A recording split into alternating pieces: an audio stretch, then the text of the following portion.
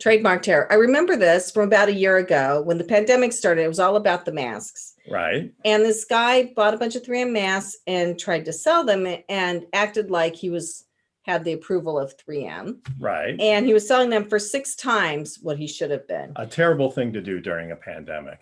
So 3M sued him, right, for deceptive trade practices.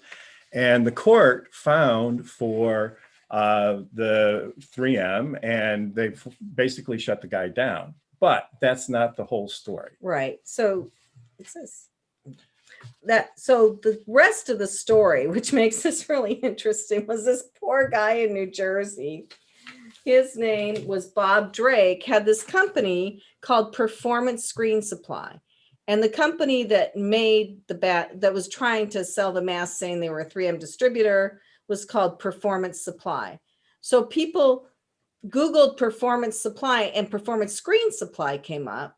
And so they're like, oh, this is the bad guy. Okay, so they went after this guy. And so Mid-Jersey News had to put out this article. Look, we brought you this story about the masks, but since that time, internet sleuths, haters, armchair quarterbacks, and social media troublemakers took out their hate on a business in the same town with a similar sounding name. Right. So same business, the same town, very similar names. And the Performance Supply got tanked by the court and basically run out of business, whereas Performance Screen Supply also took a hit. And I guess the moral of the story is, well, there's not much that really could have been done under those circumstances because everything happened so quickly. We were in the middle of a pandemic, but it's an unfortunate situation, points to how important it is to make sure that your brand